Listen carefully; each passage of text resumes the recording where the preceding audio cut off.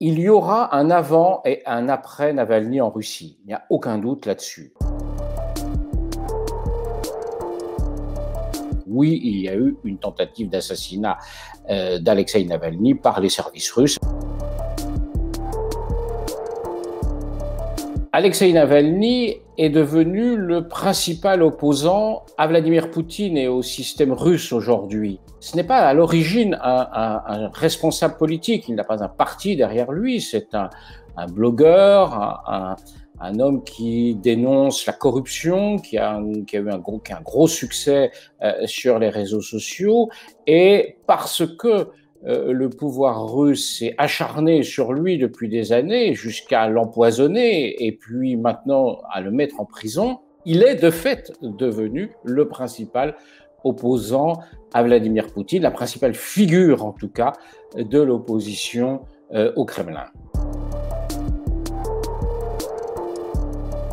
Il n'y a aucun doute sur ce qui est arrivé à Alexeï Navalny, c'est-à-dire une tentative d'empoisonnement avec une substance, une arme chimique qui s'appelle le Novichok. On le sait, c'est du Novichok, ça a été vérifié dans des laboratoires occidentaux. On sait même quelle est l'équipe qui a procédé à cette tentative d'empoisonnement. C'est une équipe du FSB. On se souvient qu'il y a eu une enquête d'un site britannique qui s'appelle Bellingcat et qu'ensuite Navalny lui-même a appelé au téléphone les gens qui avaient participé à cette opération, cette tentative d'assassinat. Donc nous n'avons absolument aucun doute. Évidemment, le Kremlin nie, mais nie de manière tellement ridicule que personne ne croit dans la version russe. Donc oui, il y a eu une tentative d'assassinat d'Alexeï Navalny par les services russes. Après, a-t-elle été ordonnée directement ou pas par Vladimir Poutine? Ça, honnêtement, on n'en sait rien. C'est probable, mais quelle que soit la réponse, elle n'est pas bonne, parce que soit Vladimir Poutine a donné l'ordre d'assassiner un opposant politique, et dans ce cas-là, c'est tout à fait condamnable,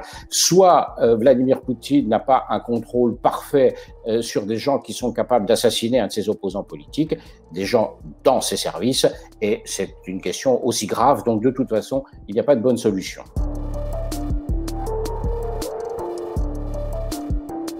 Alexeï Navalny, une fois guéri, s'est trouvé devant un choix à faire extrêmement compliqué, humainement compliqué. Soit il restait en exil en Europe occidentale, en Allemagne, et dans ce cas-là, il pouvait continuer à s'opposer, mais de loin, au système russe, soit il rentrait pour porter son opposition, pour porter le fer au sein du système.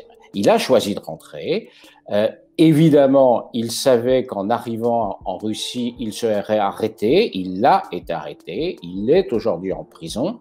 Mais il a fait quelque chose qui était totalement inattendu, c'est-à-dire qu'il a mis en ligne à ce moment-là une vidéo révélant, ou en tout cas avec de fortes suppositions, l'existence d'un palais dont Vladimir Poutine serait le propriétaire. Ça fait un buzz énorme en Russie et dans le reste du monde, mais surtout en Russie.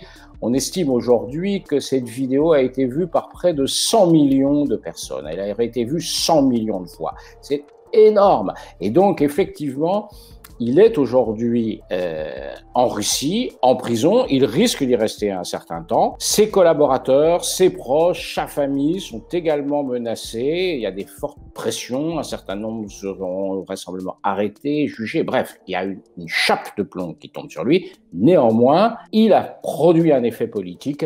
Et cet effet politique, il ne va pas s'arrêter comme ça. L'affaire Navalny a évidemment des implications en Russie, mais elle a aussi des implications à l'international dans les relations que la Russie entretient avec un certain nombre de pays, les États-Unis, l'Union européenne, la France.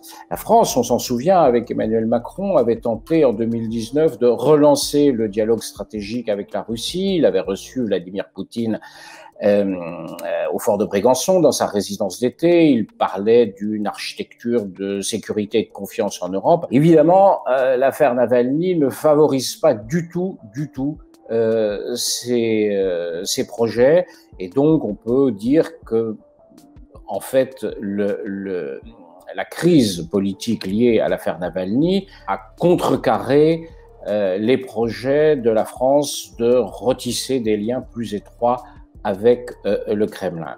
Ça se déroule dans un contexte où il y a eu l'alternance aux États-Unis avec l'arrivée du président Biden, qui est sur une position plus dure à l'égard du régime russe que ne l'était Trump. Et donc il y a effectivement un durcissement en Occident vis-à-vis de la Russie. Et l'affaire Navalny joue un rôle très important dans ce durcissement. Ce n'est pas le seul. Aux États-Unis, il y a eu les attaques informatiques, évidemment les crises régionales ici ou là, en Syrie, en Ukraine évidemment, mais le contexte n'est pas un contexte de détente, bien au contraire.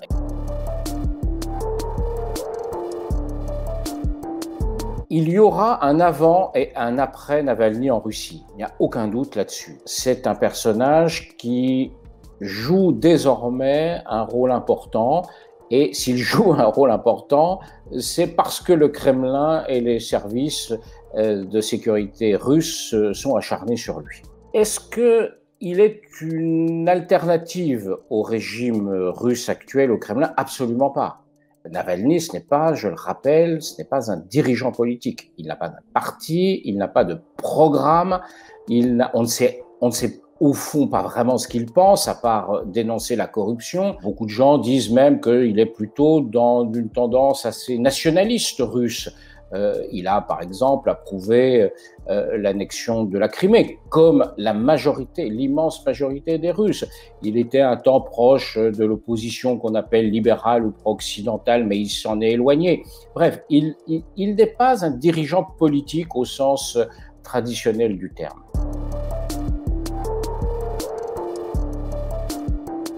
Oui, mais soyons prudents. Il y a eu des manifestations.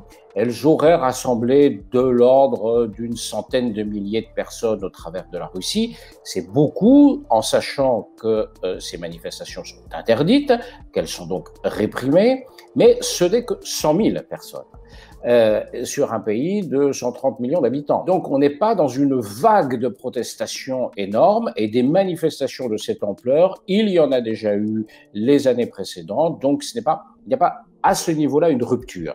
La rupture, elle est plutôt dans le fait que, quoi que le régime fasse aujourd'hui, il a ce caillou dans le pied. S'ils éliminaient d'une manière ou d'une autre Navalny, soit en le maintenant en prison, soit en essayant une nouvelle fois de l'assassiner, ils en feraient un martyr.